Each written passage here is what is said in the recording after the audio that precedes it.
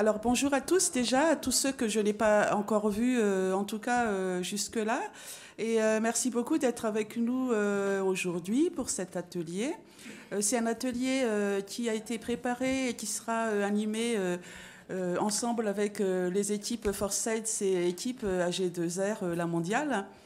Je vais commencer par me présenter moi et ensuite je demanderai à mes collègues AG2R de faire pareil. Alors moi je suis Voirana Ranaïvouzanani, je suis associée chez Foresight que j'ai rejoint maintenant il y a 5 ans. Donc je suis consultante là-bas depuis 5 ans et j'interviens essentiellement, et d'ailleurs dans mon passé j'ai travaillé presque exclusivement dessus, sur la prévoyance, la santé et la dépendance. Merci Voyi. Donc moi je suis Anne-Charlotte de Régnac et je travaille au sein d'AG2R La Mondiale. J'ai en charge la direction technique santé prévoyance au sein de ce groupe. Bonjour à tous. Donc je suis Stéphanie Lacan, je travaille dans l'équipe d'Anne-Charlotte et je suis responsable de l'actuariat produits santé. Et bonjour à toutes et à tous. Moi je suis Marine Legault, je suis chef de projet prévention chez AG2R La Mondiale à la direction des accords de branche. J'ai la chance et le plaisir d'accompagner les branches professionnelles pour mettre en place des programmes de prévention. Merci à toutes les trois. Donc c'est moi qui vais introduire en fait l'atelier qu'on a aujourd'hui. Alors ce qu'on voulait partager avec vous dans le cadre de cet atelier, en fait, c'est le fait que la prévention dans les contrats de prévoyance et santé pourrait être un levier, un atout important pour la durabilité. Donc c'est là-dessus qu'on a organisé la présentation. Il y aura 3 parties. Une première partie qui sera orientée principalement vers les entreprises clientes. Donc, la deuxième partie, ça sera orienté vers les assureurs. Et la troisième, c'est pour les deux, puisque en fait, ça sera sur en quoi les contrats prévoyance et santé, la prévention dans les contrats prévoyance et santé pourrait être bénéfique, en tout cas un cercle vertueux sur l'ensemble. Ce qu'on a souhaité, c'est commencer du coup par un slide de préambule qui fera un peu office d'introduction pour situer un petit peu 2 termes qui reviendront souvent dans la présentation, et ça permettra en fait de faire un fil rouge par rapport à ce qu'on va raconter. Alors soit on les prononcera ouvertement quand ça sera la présentation, soit vous comprendrez, vous ferez le lien directement, mais il s'agira donc de la durabilité et de la RSE. Donc, tout d'abord, je vais parler de la durabilité. Alors, comme je ne vois pas les slides, je m'assurerai que c'est une projection. Je vais plutôt parler d'ailleurs de développement durable. Alors, le développement durable, c'est quoi?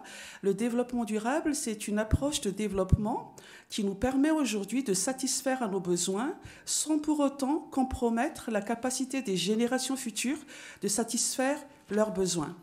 Donc, l'approche de développement durable, c'est ça.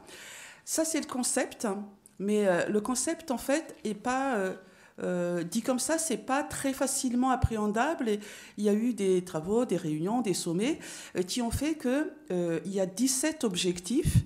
Donc ceux que vous voyez affichés à l'écran, c'est des objectifs qui sont donc internationaux, hein, c'est marqué comme ça, qui ont pour vocation de dire quelles sont les démarches, en fait, pour qu'on soit durable.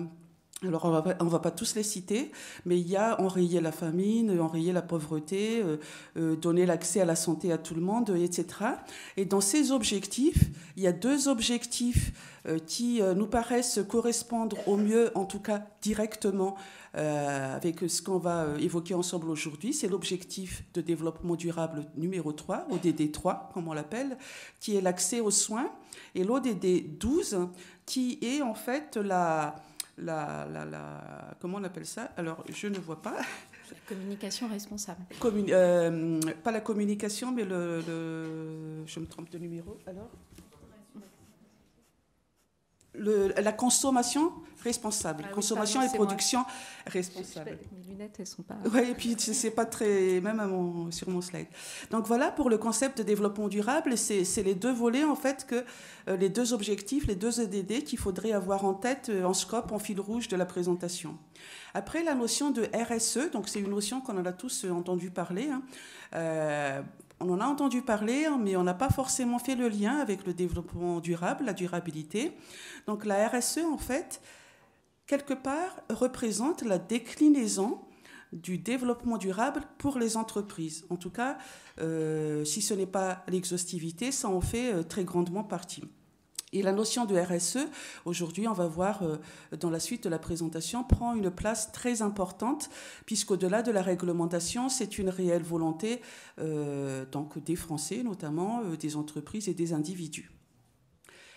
Et je laisse la parole à Stéphanie. Oui, donc là, on va commencer la partie convaincre les entreprises pour mettre en place des actions de prévention. La prévention des risques professionnels est une obligation légale. En effet, l'employeur doit veiller à la santé et à la sécurité de ses travailleurs en mettant en place des actions de prévention. Et à travers ces actions de prévention, l'employeur va être dans une démarche RSE et va pouvoir agir positivement sur la performance de l'entreprise. Donc chaque année, on voit que le coût direct des accidents du travail ou des maladies professionnelles coûte très cher aux entreprises. Pour donner quelques chiffres, en 2021, il y a eu 70 millions de jours d'arrêt de travail. Et depuis 3 ans, on observe une hausse du taux moyen de l'absentéisme et un accident du travail coûte en moyenne 4 500 € à l'entreprise en coût direct, et auxquels s'ajoutent des coûts indirects. Les coûts indirects, ça correspond à tout ce qui est désorganisation du travail suite à l'absence d'un salarié, le maintien du salaire, le remplacement, etc. Et du coup, les coûts indirects peuvent être 3 à 5 fois supérieurs aux coûts directs. Donc on voit qu'il y a un vrai enjeu pour l'entreprise de réduire cet absentéisme, et la prévention peut être un levier justement pour contrer ce phénomène. Et au final, les employeurs, au-delà de l'obligation légale de mettre en place des actions de prévention, il va être dans une démarche RSE et il va pouvoir augmenter la performance de l'entreprise. Et du coup, on voit également que la prévention est un sujet mis en avant dans la santé publique. On entend parler de plus en plus autour de nous de la prévention à travers la presse, les médias, les prime time. Et le gouvernement a à cœur de faire de plus en plus d'actions de prévention. On le voit par exemple avec des programmes comme MT-Dents pour les enfants, ou les jeunes, ou en leur incitation pour les Français à certains âges clés d'aller consulter leur médecin, ou alors dans les conventions actuelles sur les négociations, sur la nouvelle convention dentaire, on voit que la prévention est au cœur des négociations. Et on voit également que les salariés sont demandeurs de conseils en matière de prévention. Ils sont conscients de pouvoir être acteurs de l'évolution de leur santé. Et selon une enquête réalisée en septembre 2021, 98% des Français pensent que la santé est un capital que l'on doit gérer et préserver au quotidien. 76% des Français pensent que leurs habitudes de vie ont un impact sur l'évolution de leur état de santé. Et plus des 2 tiers des Français aimeraient avoir des conseils pour mieux gérer leur santé au quotidien. Et du coup, pour montrer les effets positifs de la prévention, on va l'illustrer via un exemple un peu plus concret. Des campagnes de prévention ont été menées sur la santé bucco-dentaire pour la CCN de la boulangerie artisanale. On sait que sur cette population, le risque carieux est plus élevé que la moyenne nationale. Et le risque carieux est un risque qu'on peut facilement éviter avec un simple suivi régulier et des soins bucco-dentaires réalisés à temps. Et donc, cette campagne de prévention consistait à envoyer une lettre et une fiche de sensibilisation sur la prévention à plus de 100 000 salariés et comprenait le remboursement d'une consultation chez le chirurgien dentiste. L'objectif étant d'induire une action personnelle de prévention sur le long terme. Suite à la campagne, on a observé un pic de consommation dentaire. Donc c'est illustré par le graphe. On peut voir le pic sur la courbe rouge qui correspond à la cohorte qui a bénéficié de la campagne de prévention. Et puis une évolution moyenne de la consommation suite à cette campagne, 2 fois moins rapide que celle de la cohorte n'ayant pas bénéficié d'une campagne de prévention, donc ce qui correspond à la courbe bleue. Donc au final, on voit que cette campagne de prévention a incité les boulangers à mieux se soigner et à plus investir pour leur santé. Donc, en incitant aux soins, par corollaire, on voit que les actions de prévention améliorent les états de santé futurs de la population.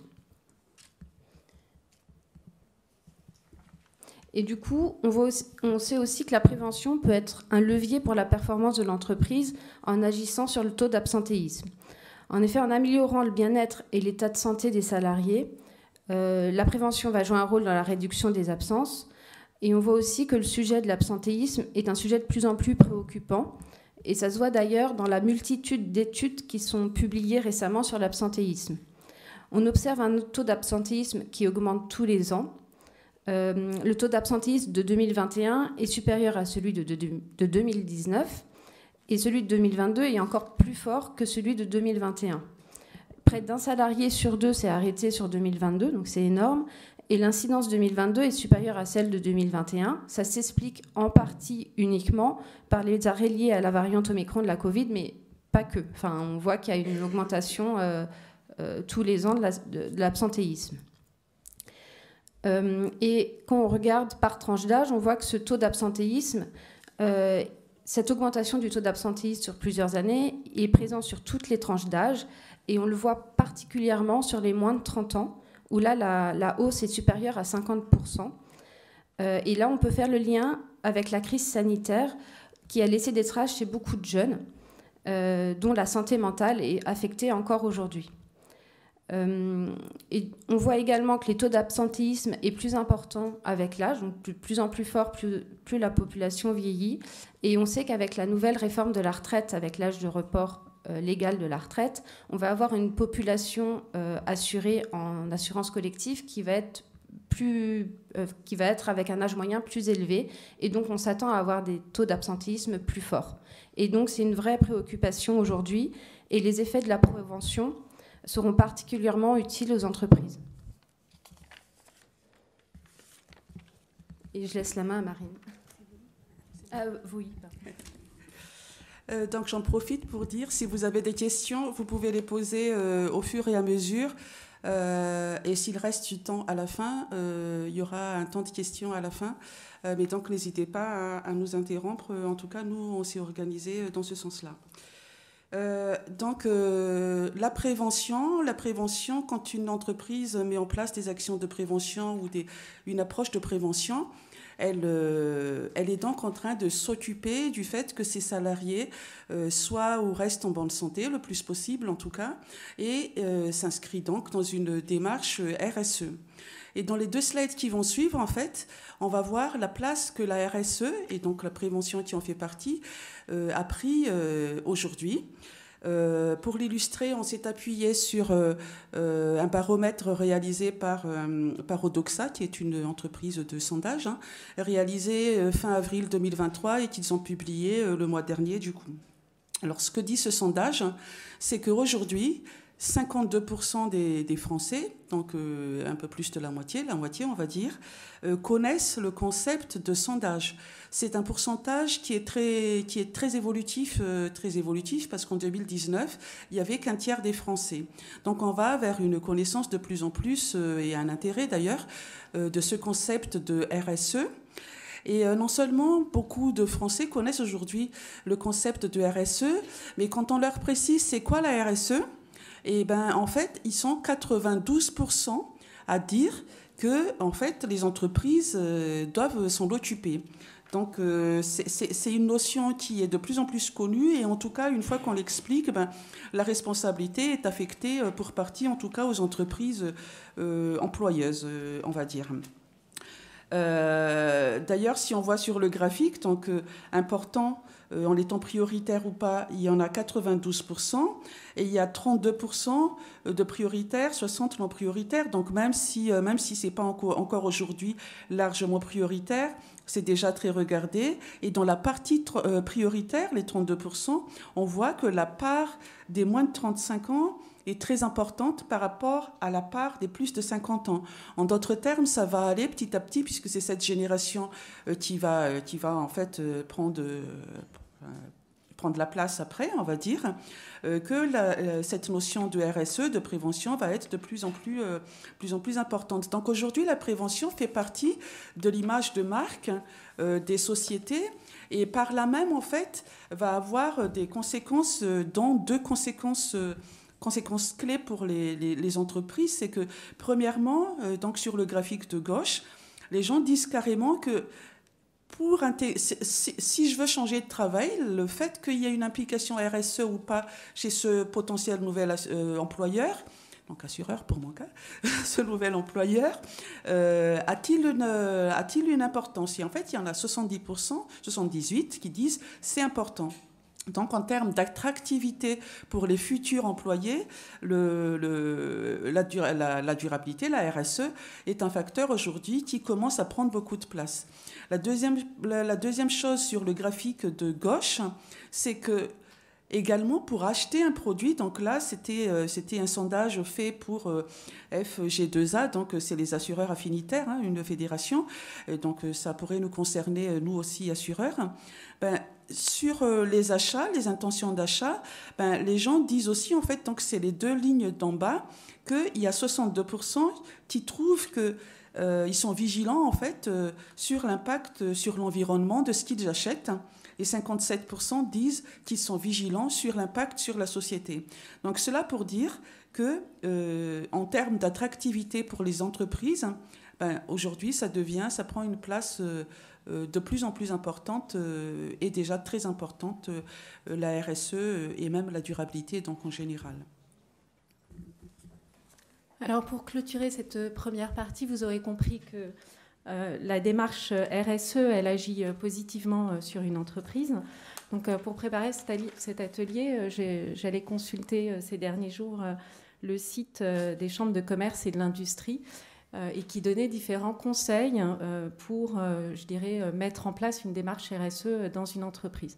Alors, avant de donner des conseils et rappeler les effets bénéfiques d'une démarche RSE pour l'entreprise, et donc au-delà de pérenniser l'activité de l'entreprise, au-delà du fait de réaliser des économies qui, on reste encore assez focus sur l'objet entreprise par rapport à ses intérêts qui sont propres. Il y avait le côté de se différencier, de valoriser son image, de fidéliser ses clients, d'attirer des nouveaux clients, d'attirer des talents aussi en termes d'impact salarié et d'anticiper les risques et d'identifier éventuellement des opportunités. Et sur ce site, il y avait aussi un petit diagnostic avec un format de questions-réponses qui permettait à l'entreprise de se dire où est-ce qu'elle en était dans sa maturité en termes de démarche RSE. Et la première question qui a été posée au titre de ce diagnostic, c'était « Avez-vous mis en place des actions pour favoriser la santé et les bonnes conditions de travail de vos salariés ?» Et donc c'est là où on voit que la prévention est un levier et une réponse majeure dans la démarche RSE d'une entreprise. Et après, si ce levier est actionné, tout ce qu'on a décrit et qui est repris en éléments de synthèse sur ce slide sont vrais, c'est-à-dire qu'on va répondre aux souhaits des salariés qui ont besoin d'être conseillés, on va agir positivement sur la santé des salariés, on va bien évidemment remplir les obligations légales de l'entreprise par rapport aux notions ATMP. Et puis, RSE, levier de performance, ce n'est pas que de la performance économique. La RSE, c'est bien la performance économique, sociale et environnementale. Et donc, augmentation de l'image et aussi qui est le nerf de la guerre pour tous les secteurs d'activité aujourd'hui sur les talents et attirer et fidéliser les talents. Alors, maintenant qu'on a clôturé cette première partie, les questions qu'on va adresser dans la deuxième partie, c'est en quoi la prévention, elle peut être inclue dans une offre d'assurance et est-ce que c'est une attente des clients? Est-ce que pour un assureur, se développer sur cette dimension de prévention, ça peut faire résonance finalement à sa raison d'être? Est-ce que finalement ça permet d'augmenter l'attractivité de l'assureur? Et enfin, parce qu'on n'avait pas oublié qu'on était devant un public d'actuaires, est-ce que c'est un outil de gestion et de maîtrise des risques? Merci Anne-Charlotte. Peut-être déjà, quand on parle de pouvoir porter la prévention aussi parmi les raisons d'être d'un assureur, juste revenir sur la définition de la prévention. Je ne sais pas si vous la connaissez, c'est l'OMS qui l'a définie en 1948. Donc ça remonte un petit peu, mais c'est l'ensemble des mesures qui visent à éviter ou réduire la gravité des maladies, des accidents et des handicaps quand on parle d'assurance, notamment en prévoyance, je pense qu'on est bien concerné. Et en tant qu'assureur, effectivement, ces risques, voilà, c'est notre métier. C'était aussi de repartir sur ce sujet-là. Stéphanie le disait aussi, on parle de plus en plus de prévention. On a cette culture qui s'installe dans les entreprises, dans notre quotidien. On a un ministère maintenant, c'est aussi la santé et la prévention. Voilà, des signaux aussi que ce sujet évolue et heureusement qu'il s'intègre effectivement dans les dispositifs. Peut-être sur les éléments et le retour qu'on avait pu identifier grâce à une étude menée en 2021 auprès de nos assurés.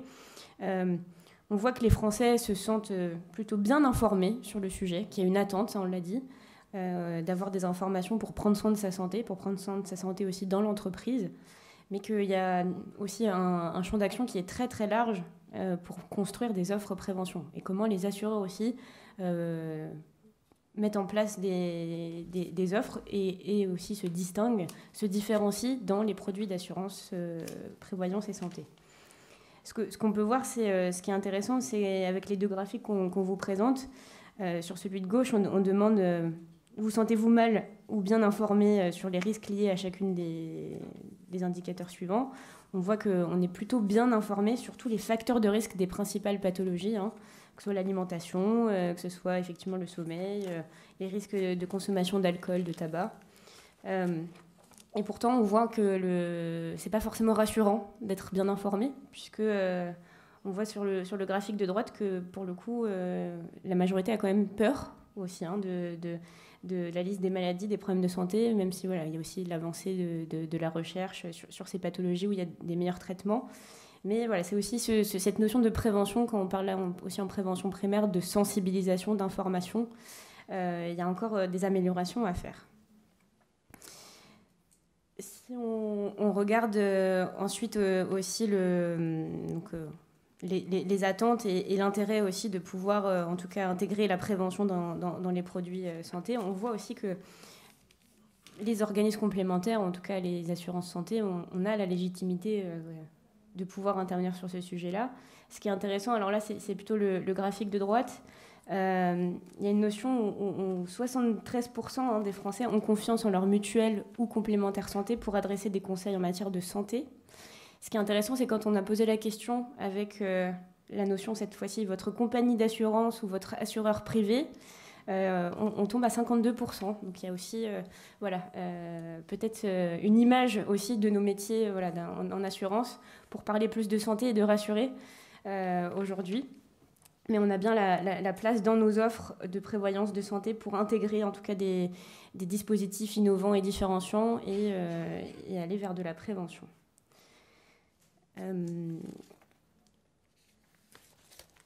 Et puis ensuite, c'était de pouvoir également, donc on en reparlait aussi, mais de pouvoir effectivement bien rappeler le lien aujourd'hui avec les attentes des entreprises en matière de RSE. On vous avait remis ce graphique, en tout cas pour une entreprise aujourd'hui, il y a un facteur qui est quand même très très très marqué sur la notion de responsabilité sociale et environnementale en tout cas, et puis de pouvoir en tout cas pour un assureur aussi intégrer lui-même au sein de ses activités cette dimension RSE qui est aussi, on le disait, un facteur d'attractivité en tout cas pour les métiers et de fidélisation notamment des salariés. Et peut-être en transition pouvoir laisser la parole à Voï pour rappeler justement l'objectif de développement durable qui parle de la bonne santé et du bien-être. Donc, effectivement, là, je reprends sur ce point-là. Donc, on a vu que les offres de prévention, en fait, offrent des opportunités considérables pour faire des offres produits. Aujourd'hui, il y a grande latitude, il y a des choses à faire. Elles aident aussi les assureurs à avoir une image attractive, aussi bien vis-à-vis de ses clients que vis-à-vis des potentiels salariés et des salariés.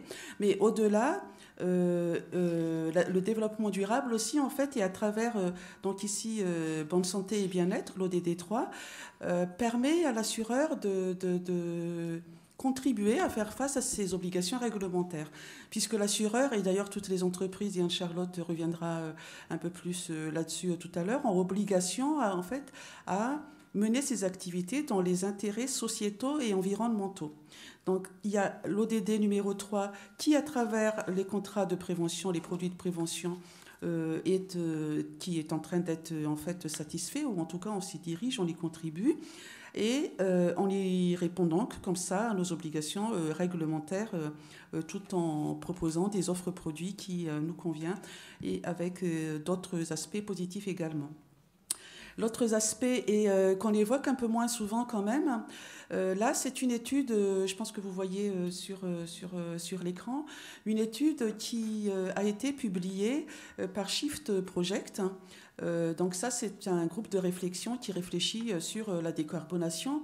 Et en fait, il précise que le secteur de la santé contribue à hauteur de 8%, si on prend une fourchette, c'est entre 6 et 10%, à l'émission, à l'empreinte carbone, en tout cas de la France, ce qui est très important. Et donc, parmi ce qu'il faut, donc nous aujourd'hui, par tous les moyens et dans tous les secteurs, on essaie de réduire cette empreinte carbone-là, et la santé en fait partie, et les complémentaires santé peuvent en fait, à travers la prévention, c'est cité notamment au même titre que c'est cité, quand on parle d'ODD 3, en fait c'est écrit carrément, naturellement, prévention.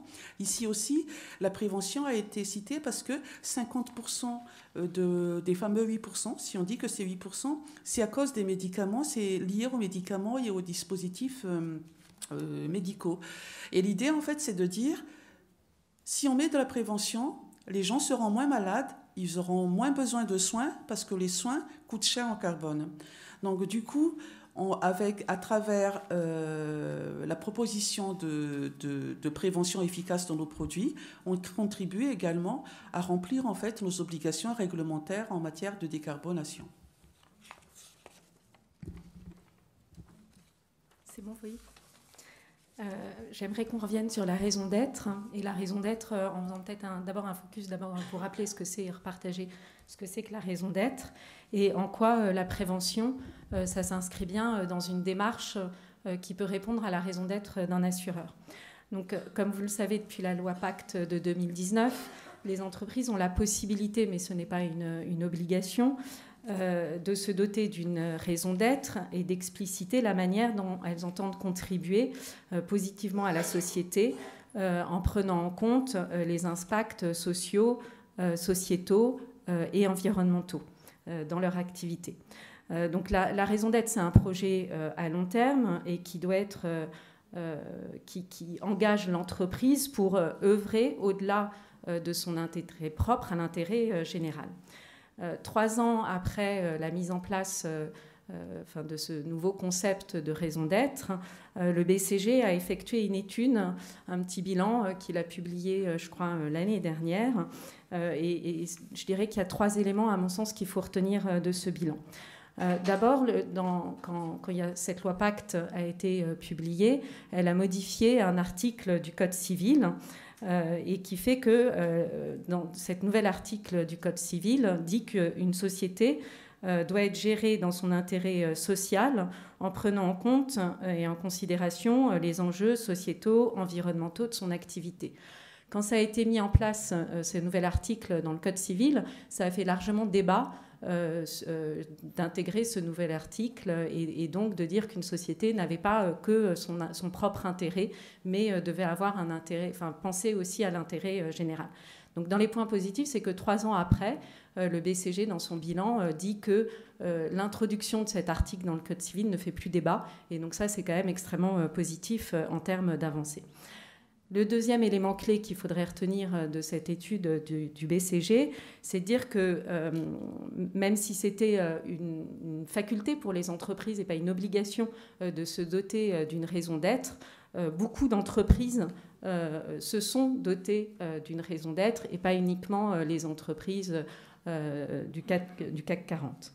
Et puis, et je crois que ça, c'est l'élément le plus majeur de ce bilan, c'est que beaucoup de dirigeants ont conscience maintenant que dans la raison d'être, ça doit guider la stratégie de l'entreprise. Donc la raison d'être, ce n'est pas uniquement un sujet de communication institutionnelle, mais ça doit embarquer la stratégie de l'entreprise, et donc ça doit être décliné dans toutes les lignes managériales de l'entreprise et tous les collaborateurs qui doivent, dans leurs objectifs, participer à la raison d'être de l'entreprise. Donc ça, c'est une première chose. Et maintenant...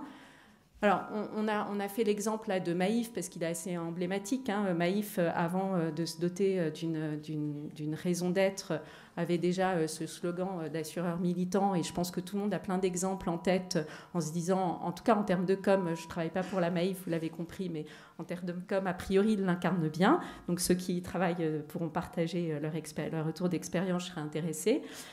Mais après, j'ai été par curiosité aussi regarder la raison d'être d'autres groupes d'assurance et d'assurance qui sont peut-être moins sur ce secteur de l'IRD, mais aussi sur le secteur de la protection sociale. Alors, je ne vais pas tous les citer, et puis alors, je suis désolée si certains d'entre vous en font partie et je ne les cite pas.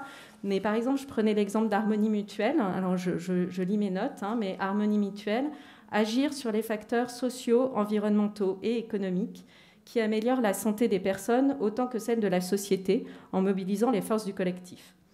MH, être le leader de la protection sociale, donc on connaît les envies d'MH, c'est innover sans cesse au service de l'humain, voilà, et c'est en faire toujours plus pour protéger et accompagner nos clients, entreprises, salariés et retraités. Je pourrais citer évidemment celle du groupe à laquelle j'appartiens, mais je vous laisserai regarder notre raison d'être. Generali, permettre aux gens de bâtir un avenir plus sûr et durable en prenant soin de leur vie et rêves. Puis je terminerai par AXA, parce que AXA, dans sa raison d'être, c'est quand même, en tant que l'un des plus grands assureurs au monde, notre raison d'être est d'agir pour le progrès humain en protégeant ce qui compte. La protection a toujours été au cœur de nos activités, en aidant les individus, les entreprises et les salariés à progresser. En fait, ce que je voulais, en partageant avec vous ces raisons d'être, ce que je voulais illustrer, c'est qu'on voit bien qu'il y a un sujet dans ces raisons d'être autour de la santé, quelles que soient ces raisons d'être. Et donc, on revient sur notre sujet de prévention. Et donc, la prévention, si c'est bien pris par l'entreprise comme un axe de développement stratégique, ça fera bien résonance à sa raison d'être. Et c'est ça, je trouve, qui est vraiment intéressant pour ceux qui bossent dans du produit en assurance. Alors, quelques stats après qui montrent l'intérêt de l'attractivité des entreprises qui se sont dotées d'une raison d'être ou encore qui ont été plus loin, c'est-à-dire de sociétés à mission. Je ne sais pas si vous voyez bien la différence, mais il y a 3 niveaux, je dirais, par rapport à cette notion de raison d'être. Et les entreprises qui souhaitent s'engager le plus pleinement dans ces sujets d'intérêt général ne vont pas uniquement se doter d'une raison d'être et la décliner dans leurs orientations stratégiques, mais vont se définir comme une société à mission. Je crois qu'au moment de la loi Pacte, c'est Danone qui a été une des premières entreprises à se doter, enfin à devenir société à mission. Aujourd'hui, dans les assureurs, je ne crois pas avoir vu d'assureur qui soit, mais je me trompe peut-être, société à mission. Il y a la Banque Postale, qui est quand même un acteur en banque assurance, qui est une société à mission.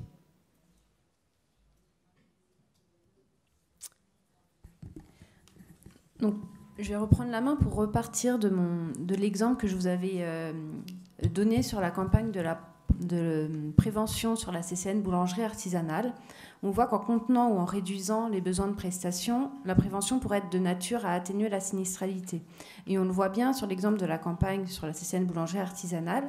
Ce qu'on a observé sur les années suivant le lancement de la campagne, la consommation était moindre pour la population ayant bénéficié de cette campagne comparée à celle qui n'en avait pas bénéficié. Et cela semble logique puisque cette campagne a incité les boulangers à mieux se soigner sur le long terme. Et soigner une carie, par exemple, ça coûte plus cher qu'un simple détartrage. Et du coup, l'assureur, par ses responsabilités sociétales, est bonifié par ses actions de prévention.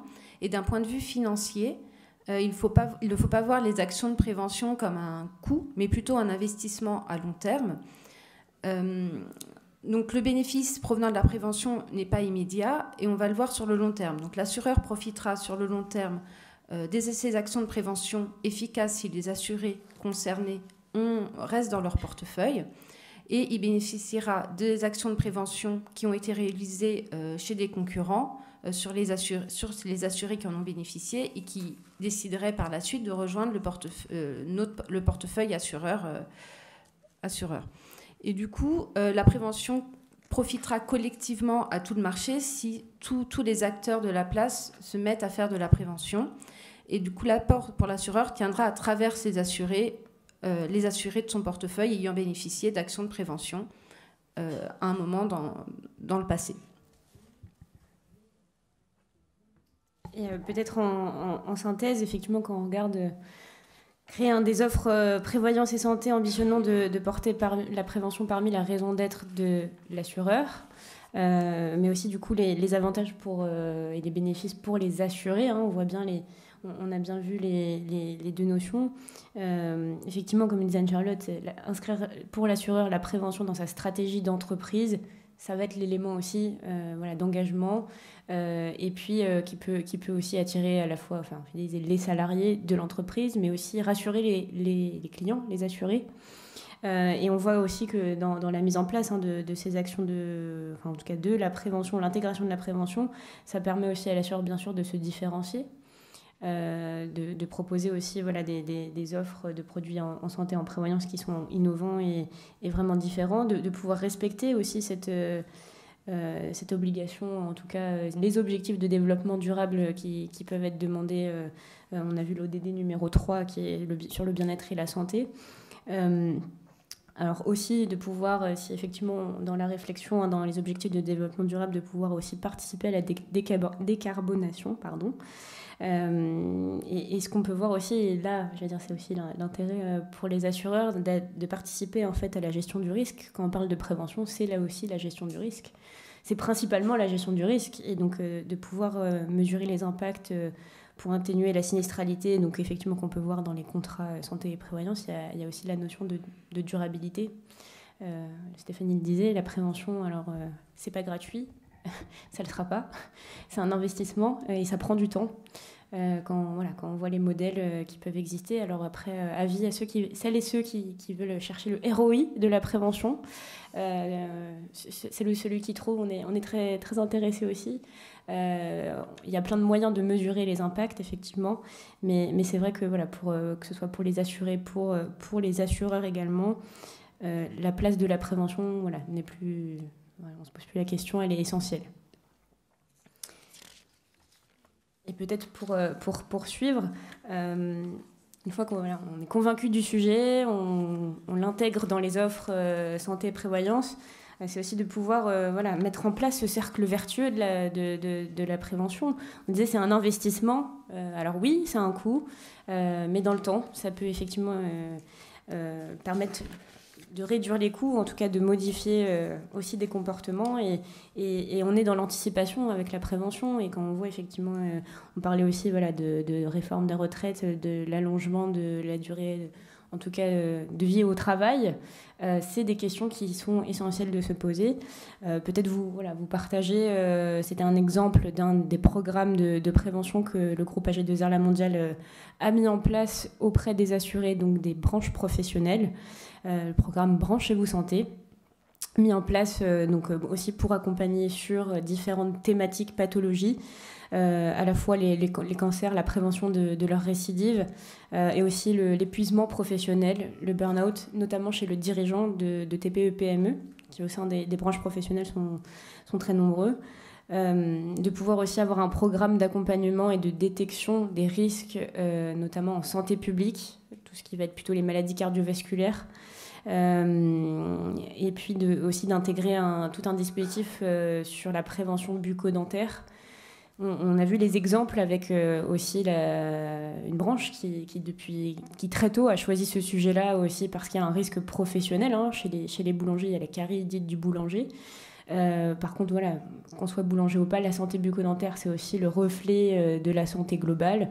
Et en termes de prévention, c'est aussi de pouvoir agir plus largement. Et comme disait Stéphanie, MT dents, c'est très connu, c'est l'assurance maladie, effectivement. À 24 ans, ça s'arrête. Et entre 24 ans et soit quand on est enceinte avec les consultations de grossesse, mais sinon c'est après l'âge, si on n'est pas responsable aussi de sa santé bucco-dentaire, voilà. C'est aussi à ces âges-là clés qu'il faut aller voir le dentiste. On en profite pour passer les messages de prévention, hein, mais une fois par an. Parce que voilà, dans la vie active aussi, c'est de pouvoir prévenir justement les risques après de maladies parodontales notamment. Et puis, on parlait aussi en introduction de l'obligation légale des entreprises en matière de risque professionnel. Donc, dans le programme Branche Vous Santé, c'était aussi de pouvoir accompagner les entreprises dans leur politique de risque, notamment professionnel, de cartographie, en tout cas d'évaluation de ces risques-là. Et une dimension aussi qu'on n'a pas forcément évoquée en termes de cible, de pouvoir aussi sensibiliser les jeunes à la prévention, encore une fois, le plus tôt possible. C'est aussi, en termes de prévention, un des leviers les plus quand même efficaces. Et donc de pouvoir, les jeunes travailleurs, les jeunes qui arrivent dans les métiers, notamment dans des métiers qui sont parfois difficiles, qu'on puisse intégrer la prévention dès leur apprentissage et dès leur entrée dans les entreprises pour que ça devienne un geste professionnel aussi. Et on voit bien aussi avec la culture, on va dire, prévention qui est différente. Et qui, on va dire, je ne sais pas si on peut dire s'améliorer, mais en tout cas qui est beaucoup plus présente qu'avant. Je prends toujours l'exemple de la ceinture de sécurité. Je pense qu'aujourd'hui, en tout cas j'espère, personne ne monte dans une voiture sans s'attacher. Si on interroge même nos parents ou grands-parents, c'est pas grave, quoi. Et voilà, c'est une action de prévention qui... on voit que les mentalités progressent. On s'est dit que la pédagogie, c'était l'art de la répétition. Donc, on vous a fait un petit slide de synthèse. Mais je crois qu'on n'est pas très en avance. On peut essayer de passer vite, Marine, si ça te va. Mais l'idée, c'était de dire que la prévention, à chaque fois, on a essayé de raisonner dans une relation où il y avait les deux parties. Donc, il y a l'assureur d'un côté, le client de l'autre. Et en quoi la prévention... finalement était une réponse à chacune des problématiques ou enjeux de chaque tenant de cette relation. Oui, du coup, c'est vrai qu'on a bien résumé aussi, merci Anne-Charlotte, mais effectivement, c'est aussi un point qui nous rassemble entre nous, assureurs, et nos assurés. Et peut-être, voir, je vois le temps aussi qui court, mais une autre information importante, en tout cas un élément qui est très très essentiel en tout cas en termes de prévention, c'est l'utilisation de la donnée. On va parler de data juste après. Alors, on ne pouvait pas terminer cet atelier sans ouvrir sur d'autres sujets. Il y a à la fois la data, mais souvent on parle de prévention, mais on parle aussi de médecine prédictive. Alors, la médecine prédictive, je pense que vous savez tous ce que c'est. En tout cas, malgré tout, quand on regarde ces stats, c'est pas si clair pour je dirais, la population de savoir ce que c'est que la médecine prédictive. Mais donc, la médecine prédictive, c'est le sujet de faire des tests qui peuvent être des tests génétiques ou pas génétiques et qui vont permettre finalement de dire la probabilité que vous ayez telle pathologie à tel âge et de temps. Voilà. Donc ça, c'est la médecine prédictive. Je ne suis pas sûre qu'aujourd'hui, ça soit tellement un débat pour le monde de l'assurance parce qu'il y a eu un moratoire, je dirais, au début des années 2000. Ça a été un sujet largement débattu au début des années 2000 sur la médecine prédictive. Et aujourd'hui, le Code des assurances interdit à un assureur d'utiliser les résultats de tests génétiques dans sa sélection des risques. Et on comprend bien pourquoi. On comprenait bien l'intérêt que ça pouvait avoir par rapport à nos sujets d'anti-sélection, mais d'un point de vue éthique, on comprend parfaitement pourquoi aujourd'hui il y a eu cette demande de moratoire des assureurs sur la médecine prédictive. Alors, pour rester plus sur le sujet de la prévention, pour rester plus sur le sujet de la prévention et de la data, et là aussi, ça soulève, et je ne vais pas rentrer dans le sujet des débats éthiques ou par rapport RGPD, mais on sait bien qu'il y a pas mal d'assureurs ou ou dans l'écosystème de l'assurance, de sociétés qui réfléchissent à se dire qu'avec toute la data qu'on reçoit de la sécurité, via les remboursements de prestations santé, on peut reconstituer des parcours de soins. Et puis, via ces parcours de soins, on peut soit définir des cohortes d'assurés qui ont certaines pathologies et donc faire des actions de prévention. Donc ça peut avoir du sens parce que la prévention, c'est quand même...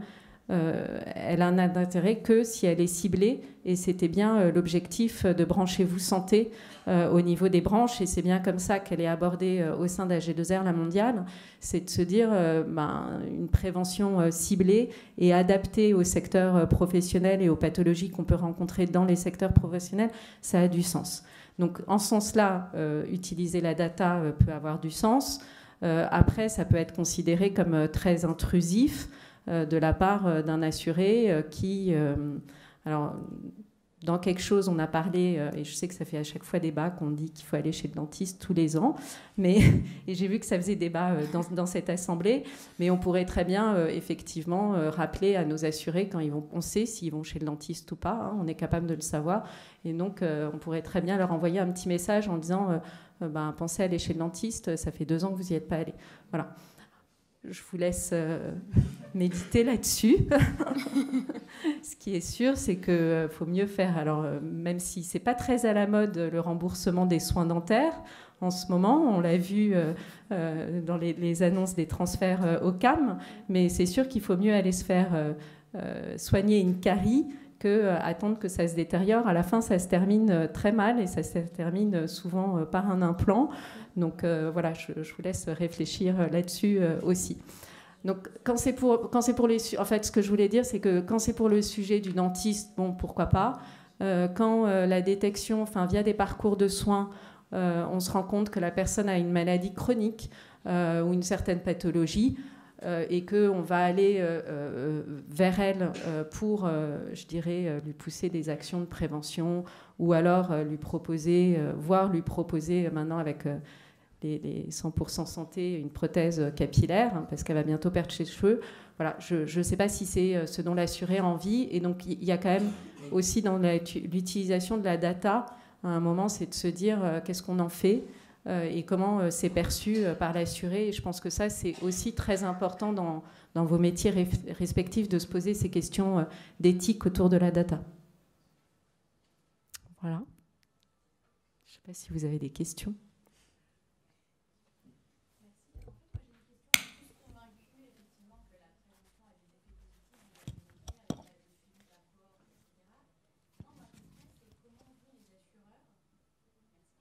Comment vous, les assureurs, vous en tenez compte dans vos produits d'assurance santé? Parce qu'aujourd'hui, on voit comment vous incitez en fait les entreprises à être récompensées parce qu'elles ont bien adressé ce sujet-là. Aujourd'hui, on a vu que les effets, elles étaient long terme. Pour autant, les entreprises, elles s'y mettent et elles n'ont pas vraiment d'avantage sur leur contrat santé et prévoyance. Quand on vient, voilà, moi je suis courtier en assurance, quand je vous dis mon client a mis en place une politique de prévention, on sait que les effets vont être sur du long terme. Pour autant, vous n'en tenez pas compte dans les bénéfices futurs que vous allez pouvoir avoir, hein, on l'a vu sur la sinistralité du contrat. Donc voilà, comment inciter davantage les entreprises et les récompenser quand elles mettent en place ces actions de prévention.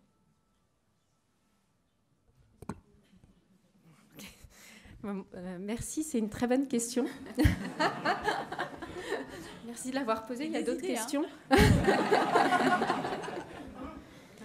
Non, mais en fait, il y a 2 sujets. Il y a le sujet qu'a abordé Marine, qui est de dire il n'y a pas de... pour un assureur, il n'y a pas de ROI immédiat à la prévention. Et donc, ça, je pense que c'est aussi important d'apprendre à se dire de temps en temps... et puis ça rejoint les sujets de RSE. On ne fait pas toujours les choses pour son intérêt. La RSE ou la raison d'être. Une entreprise ne fait pas toujours quelque chose. Alors, je ne pense pas que ce soit un discours forcément très actuel, mais une entreprise ne fait pas toujours des choses pour son intérêt financier, mais pour son intérêt général. Il pourrait y avoir un ROI de la prévention à partir du moment où tous les assureurs font des actions de prévention. Parce que vous faites l'action de prévention, c'est un coût très important au moment où vous l'avez fait. C'est ce qu'on a partagé avec vous en toute transparence aujourd'hui.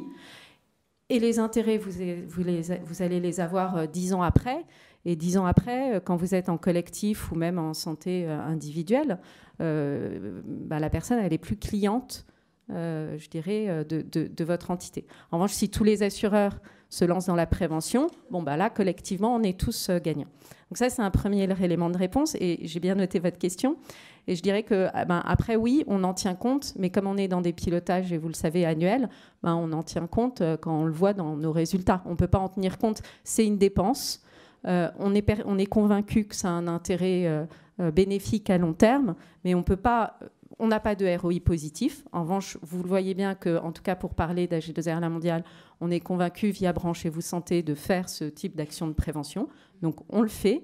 Mais en revanche, on en tient compte au moment où on le voit concrètement et pas en anticipation.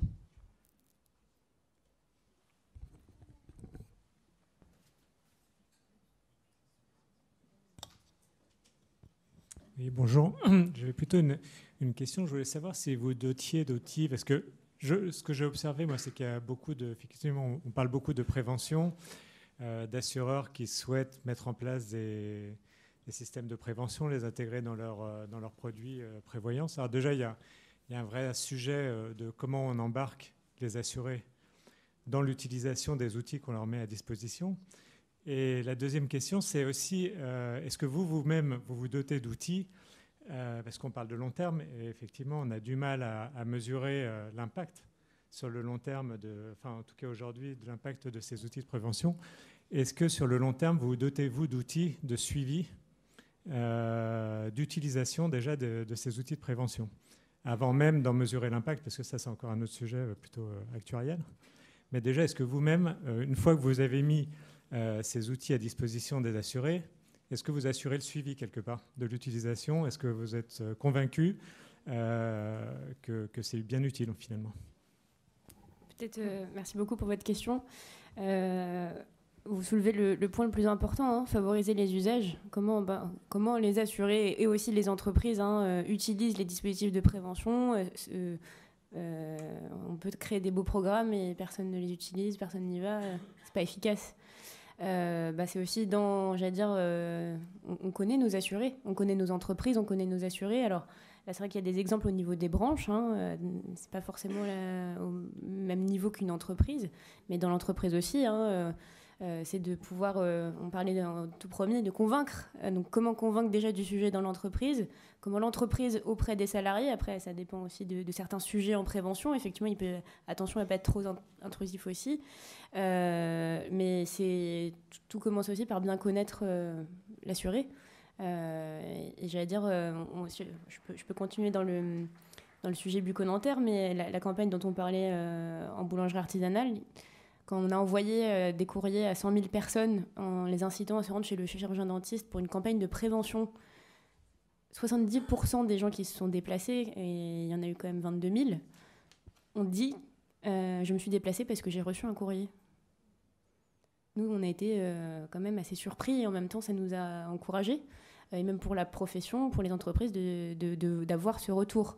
Et donc, c'est aussi vous dire qu'il y a des indicateurs. Mais ça, il faut dès la mise en place. Alors, c'est un travail d'ingénierie, mais effectivement, il y a ce suivi d'action. Après, c'est aussi peut-être la propre à chaque institution. En tout cas, chez AG2R La Mondiale, la façon dont on accompagne les entreprises et les branches dans les actions de prévention, c'est de pouvoir le suivre dans le temps. C'est vrai qu'encore une fois, pour répondre à la question de Madame aussi en premier, ce temps-là, les résultats, ils ne sont pas forcément immédiats. Après, l'entreprise, quelque part, est aussi récompensée si son taux d'absentéisme a diminué grâce à l'action de prévention qui a été mise en place. Après, voilà, il y a aussi... je veux dire, c'est quand même très difficile aujourd'hui de pouvoir, de ligne à ligne, mesurer ces choses-là. Par contre, il y a quand même beaucoup d'éléments de mesures qui peuvent nous faire dire, ou en tout cas, même l'entreprise dire ça a été efficace, ça n'a pas été efficace. Il faut aller plus loin. Il faut recommencer. Et en tout cas, voilà, non, c'est des choses qu'on pratique. Vous avez encore des questions? Oui.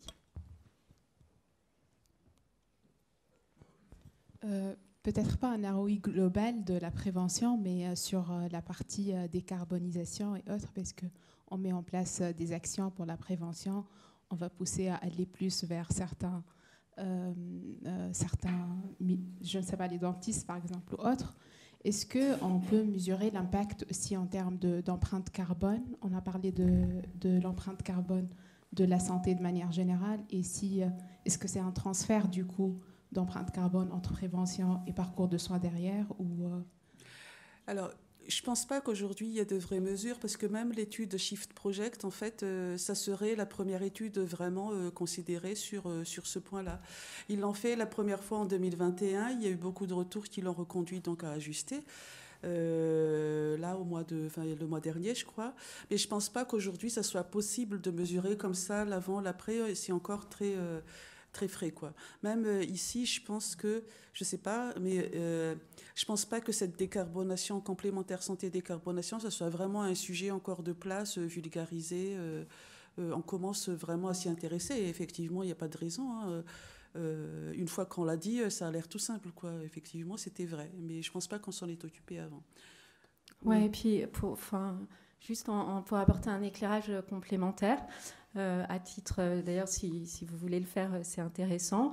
Il n'y a pas longtemps, moi, j'ai mesuré mon empreinte carbone sur ce qui est mis officiellement sur un site du gouvernement, la transition écologique. Et dans le questionnaire sur l'empreinte carbone, j'ai pas en tête, parce que du coup, je réfléchissais à ça avec ta question, Imen, j'ai pas en tête le fait qu'il pose une question sur l'état de santé. Et après, je pense qu'ils ne le font pas à dessein aussi. Par exemple, quand vous mesurez votre empreinte carbone, c'est à titre individuel. Ils ne vous demandent pas combien d'enfants vous avez, parce qu'on sait très bien que avoir des enfants, ça vous plombe définitivement votre empreinte carbone. C'est irrattrapable. Et donc, je pense qu'ils ne peuvent pas se permettre de poser ce genre de questions, parce que ce n'est pas entendable sinon. Et donc, je pense que le sujet des questions autour de la santé et de se dire est-ce que vous avez une maladie chronique, est-ce que vous prenez des médicaments, est-ce que tout ça, je pense que c'est très culpabilisant, forcément. La personne ne choisit pas d'avoir une pathologie chronique. Et donc, je pense que voilà, donc les sujets aussi de mesure de l'empreinte carbone par rapport à la santé, c'est pas non plus des sujets simples à aborder. Alors, pour pas trop dépasser le timing, parce qu'on va se faire gronder, peut-être qu'on va arrêter là. Et merci beaucoup. Merci. En tout cas, d'avoir été là.